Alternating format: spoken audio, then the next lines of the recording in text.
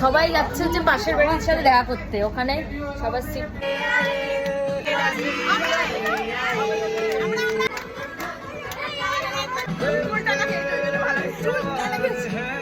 আমাদেরকে এখন দুপুরে লাঞ্চ দেওয়া হয়েছে। কি আছে এর মধ্যে?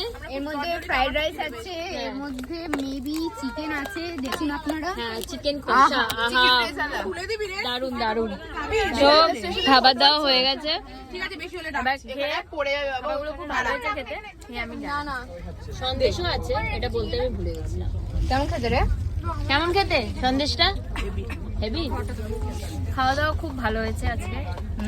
তবে বেশ টেস্টি খাবার, অনেক মানে প্রচুর ভালো খাবার। এই যে আমি কোয়ান্টিটি প্রচুর, অনেক। কপি চিকেন ছিল জানো?